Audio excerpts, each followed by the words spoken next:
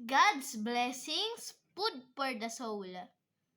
September 2, 2024. Magkaisa sa pagsunod.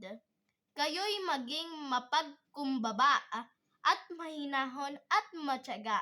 Magmahalan kayo at magpasensya sa isa't isa.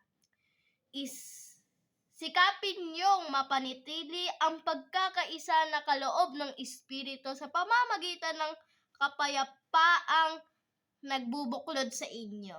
Efeso 4 verse 2-3.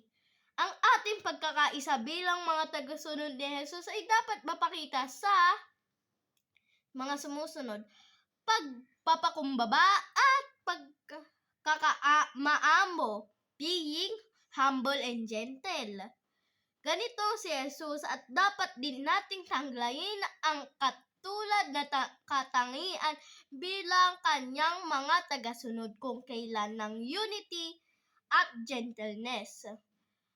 Noong panahon ni Jesus, lalo na sa ating panahon, pagtatyaga at pagpapalaya sa isa't isa, kailangan nating matuto tayong magpasensyahan sa kahinaan ng isa't isa habang pinapangalanan natin ang kahusayan ng isa't isa. Pagpapalalim sa Diyos sa kanyang layunin through us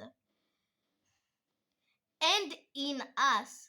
Tayo ay magpapatuloy ng misyon ni Jesus. Lucas 4 verse 18 above. Ang Espiritu ng Panginoon ay nasa akin sapagkat ako'y hinirang niya upang ipangaral ang magandang balita sa mga dukha.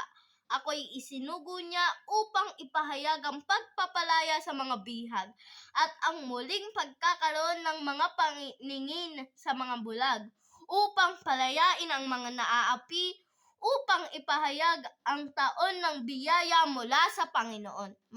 Manalangin tayo. Panginoon, magkaisa nawa kami sa aming paglilingkod sa iyo at sa aming kapwa upang maparangalan ka. Amen.